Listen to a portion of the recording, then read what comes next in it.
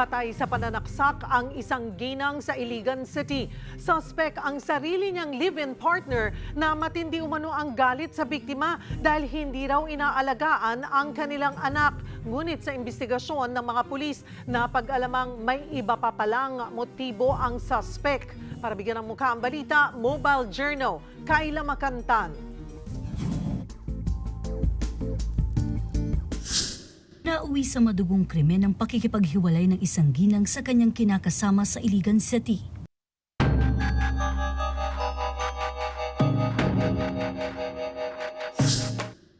Ilang oras nang nakahandusay ang 37 anyos na si alias Edna nang datnan sa pinagtatrabahuang butik sa Barangay Akmak, Iligan City nitong Hulyo 1, pasado alas 12 ng tanghali. Tadtad ng saksak si alias Edna. Bigo na siyang ma-revive pa ng mga otoridad sa pagtatanong ng mga pulis. Nalaman na pinagbantaan na pala siya noon ng kinakasama.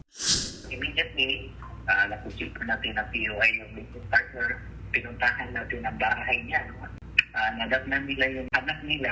Sinabi na ang tatay ko po ay nagtrabaho sa hardware. And may napansin daw siyang tubo sa short ng kanyang tatay. Umami naman daw agad ang suspect sa krimen, pero ang dahilan, hindi raw kasi inaalagaan ng biktima ang kanilang mga anak. Ngunit sa pag-iimbestiga ng mga pulis, nalamang may iba pa palang pinaplanong patayin ng suspect. Because of jealousy, yung babae pala, ipagduwalay sa kanya last month lang.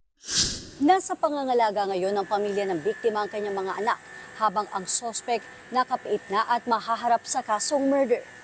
Mobile Journal, Kayla Makantan, hatid ang mukha ng balita.